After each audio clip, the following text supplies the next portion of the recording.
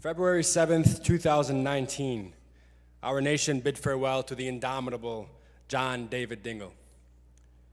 If you watched or attended any of the funeral services in Dearborn, you could discern the type of individual he was based on the thousands who paid their respects.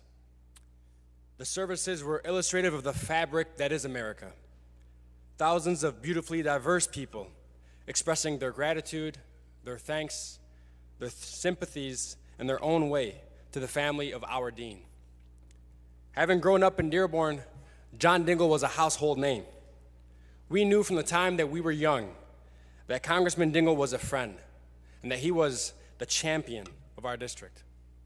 And if I may, from a more personal viewpoint, as a Muslim Arab American, I speak for thousands when I say he held a special place in our hearts for his strong, vocal, and unwavering support of our community throughout some of the most difficult years of our country's history. But that is expected from the giant that is John Dingell, an individual who, as Vice President Biden put it, without exception believed each and every individual was entitled to be treated with dignity. He embodied what it meant to be a public servant, and I know I echo the thoughts of many when I say we need more public servants like John Dingell. Servants who recognize they hold power, not half power, entrusted to them by the public. Servants who can reach across the aisle, understand their colleagues, and come forward with a compromise, not of values, but of solutions for the betterment of our country. As John put it, he, quote, always felt that compromise was an honorable word.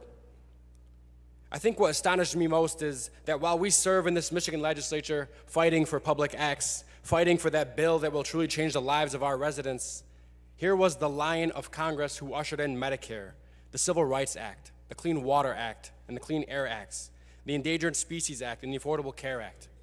Landmark legislation that has and will continue to change the lives of Americans for generations to come. We will miss his wisdom and his wit, both in person and on Twitter. And I would like to extend a sincere thank you to our Congresswoman, Debbie Dingell, and her family who were kind enough to share John with the rest of the world for as long as they did. And may you rest in peace, my friend, and may your legacy carry on in the hearts of those aspiring to serve our nation. And we give our thoughts and our love to our Congresswoman, the entire Dingell family, and communities who will undoubtedly feel this loss. Thank you, Representative.